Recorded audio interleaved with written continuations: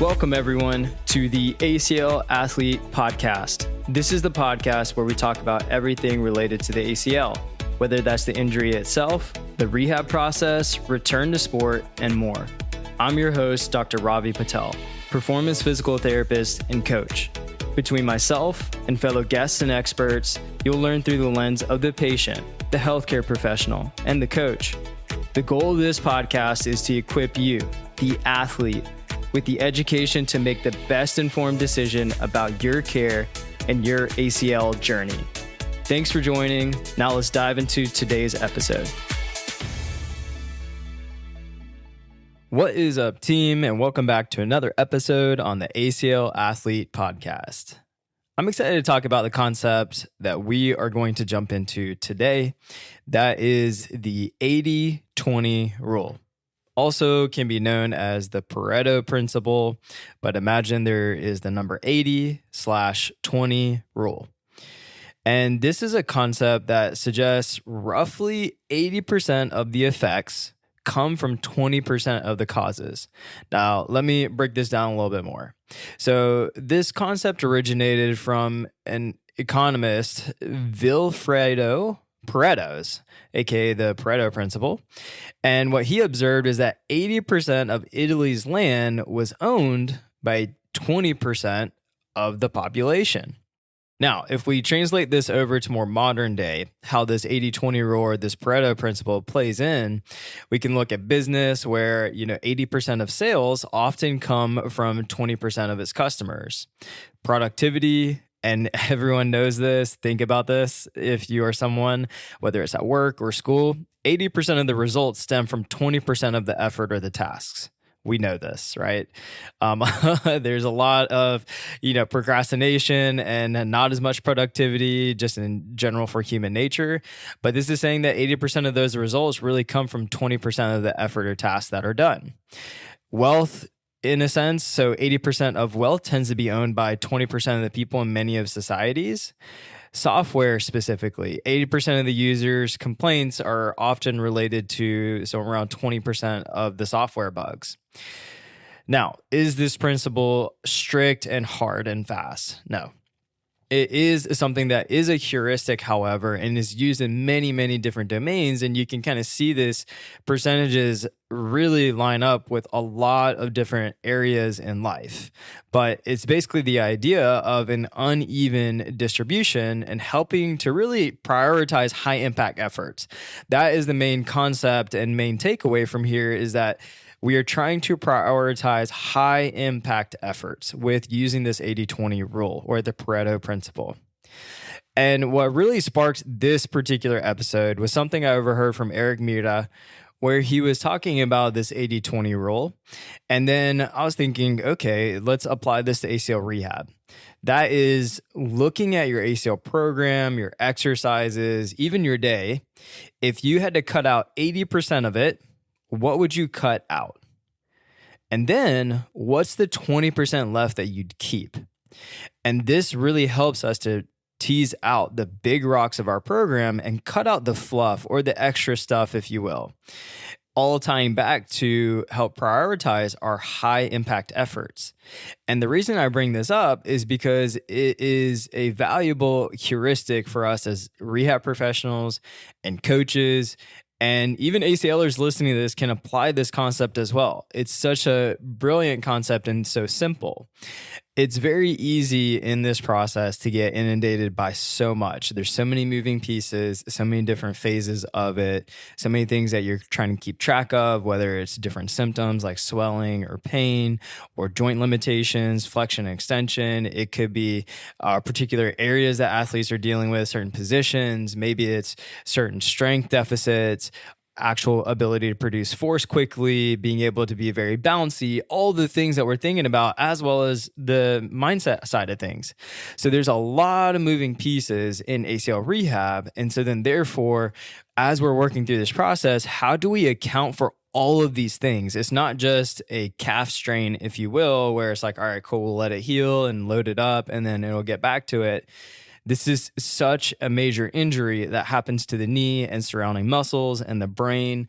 all things are impacted. And it's a long recovery, long healing process to get that graft back in there and to turn into a ligament.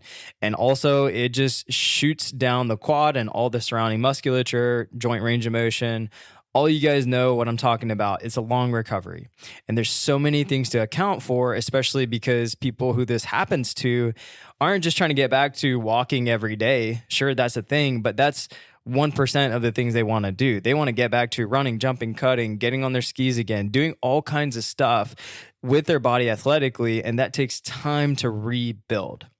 And so that's where we have to account for building the athlete back up from this process and making sure they're ready for what's ahead. And so then there are a lot of different buckets, a lot of different goals as we move through this, and it can get super, super overwhelming. Now, as a company, this is something that we use and talk about all the time, this 80-20 rule and this Pareto Principle, because it's a big time concept and heuristic we hit on with also our ACL mentorship, who are, physical therapists, assistants, athletic trainers, strength and conditioning coaches, people who are working with ACLers who want to learn how to do that better. And so we talk through that through this mentorship, and we go through cases and there's assignments. And the goal is to potentially build out an ACL program for this specific athlete or case for different phases or maybe different blocks. Maybe it's just a very particular day that we're focused on. And they have to get specific on exercises, the reps, sets, intensity, being able to create some why around it. And we'll often bring in this concept of the 80-20 rule as a way to analyze connecting the goals of the program to the movements and exercise prescription. So what we might do is we'll take a look at the program or maybe even a specific day, and then we ask them to cut out essentially 80% of it and only keep 20%. So maybe that is 5 exercises listed and you can only do 1 of the exercises in the session, or maybe it's 10 exercises listed and then you have to pick 2, right? So then what are you picking whenever it is looking like you have 5 exercises, right? What's that 1 exercise? Practically, let's say an athlete has only maybe 10, 15 minutes on that day, and they come into you in the clinic and they're late, super late, or maybe they're going off to do their own thing at the gym and they only have 10 or 15 minutes. Maybe they have something at home that they can just get in really quickly and they need to do one specific thing. They can't do the whole workout. You got to kind of pick and choose. And so you can only do one thing. What is it? And why do you choose it? This allows us to get really focused on a few things. Number 1, what's our goal or the adaptation or stimulus we're looking to gain out of this particular program, exercise specifically? Number 2, what's our method or the exercise to provide that said adaptation or stimulus, ultimately connecting it to the goal of what we're trying to get out of this? Number 3, helps us remove the fluff that often we'll see in exercise handouts or lists people get in rehab. You guys know the whole laundry list of things that people will get. I kid you not, people will come in working with us and they might have 30 exercises to do in a day. We've seen this on multiple occasions, and it's wild. And then sometimes people will say, yeah, this takes me 2-3 hours in a day. And sometimes they might be even doing it twice a day, for example. And we're just like mind blown. We're like, there's no way that you're getting any efficiency out of doing 20, 30 exercises. In all honesty, sometimes even 10 is way too much, depending on the day, what the person has to do, and also what are the specific exercises and what are the goals of the program. And so with that said, if you are an ACLer and you have a laundry list of exercises, this allows you to apply this rule and say, okay, what are my current goals? You should know what these goals are if you're an ACLer rehabbing in this process. There's not a single point that you are in where you should not know what your short-term goals are or what you are working towards in your exercises and your programming. And if you don't know, ask. If they don't have anything to say besides that's what the protocol says, you need to make a change. But the important thing is coming back to what are my current goals, knowing what these are, And then looking at what's the 80-20, right? And you can ask your physical therapist this. You're like, hey, like if I only have 10 minutes in my day, or let's say if I have to cut out 80% of this and I only have 20% left, what would I need to hit? And that allows you to find your big rocks in the program and also connect that to your goals. And if you're a clinician or a coach listening to this, make it simple and practical. That's huge in this process, especially with so much going on. Whether that's you giving an athlete exercises from the session, doing them at home for their home exercise program, or building out a program for the day or the week, the month, whatever that might be in the way that you do things, ask yourself once you have this built out, what's my 80-20? Even look at it through a lens as you're designing the program and say, all right, what's my 80-20? And be able to look and be like, all right, this is what I'm going to focus as my big rocks, my 20, and then 80%, it could be the pebbles, the sand, whatever that might be. With that said, you have to ask yourself at the end, if I had to cut out 80% of this, what would I keep? What's the 20% I would leave in that are my big rocks? And then ask yourself why. Why are these my big rocks? These are ways for us to help simplify and also audit our ACL programs and the designing of this and how we plan these things. Most importantly, connecting the dots on how this relates to the athlete's current and long-term goals. And it also might cut out on things you may not need or wasting time on, especially if it's not moving the needle on the things that matter most. Or it could be overwhelming the athlete. Athletes sometimes, depending on what's going on and the timing in their day, and it's relative to each person. Of course, there's a certain amount where you're like, all right, this is too much.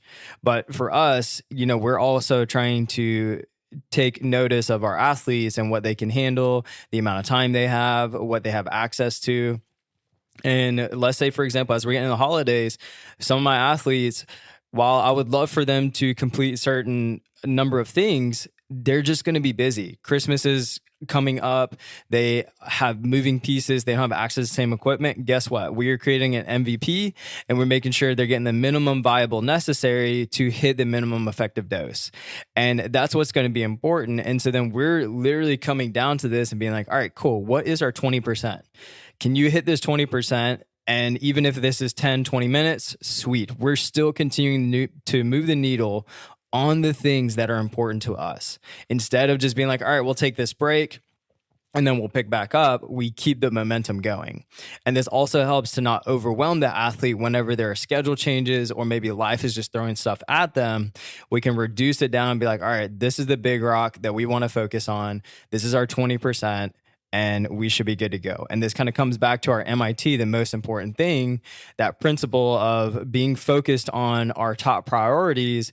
And that's what this should always come back to. Your number one important thing, your top 3 priorities within each part of this process. Phase by phase, block by block, you should have some focuses and some main priorities that you're looking at.